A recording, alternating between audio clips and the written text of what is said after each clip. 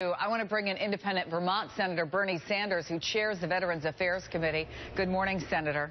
Good morning. A lot to hit here, but let me start with what we just heard from Chairman McCall, which is that, look, military bases are not schools where teachers are not trained, because we heard after many school shootings, maybe teachers should carry guns.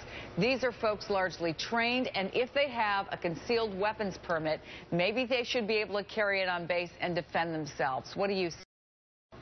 It's not an issue that I have studied, but what I do know as chairman of the Veterans Committee is that we have hundreds of thousands of men and women who served in Iraq and Afghanistan who have come home with post-traumatic stress disorder and traumatic brain injury. And on top of that, outside of the military, it is no great secret, we get calls in my office every so often from a family member who worries deeply about somebody who is extremely unstable about what he or she might do to himself and others.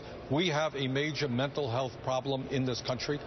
We have that problem that has to be addressed, and I hope we are serious about addressing it. I'm sure you saw the Washington Post poll just a few days ago that 1 out of every 2 soldiers knows a fellow service member who either has attempted or committed suicide.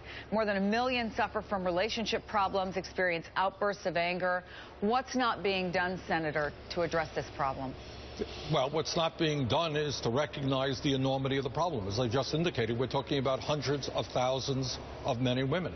So if we are serious about reaching out and helping those people, we've got to provide the resources to do that. Now, in fact, the VA in the last several years has greatly expanded its mental health capabilities. But frankly, we have got to do more, because there are situations, and again, by the way, Chris, this is an issue of veterans. It's an issue of the military. It is an issue of the United States of America.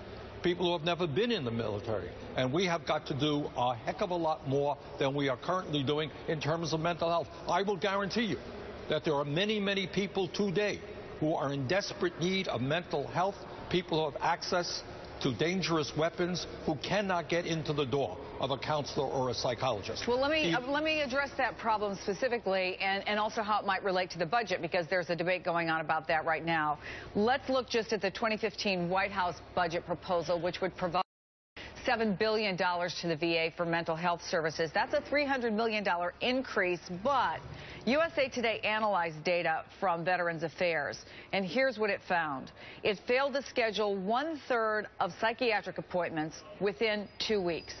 We know the VA failed to meet that 14-day goal of treatment for 34% of requests, which include psychiatry, psychology, PTSD.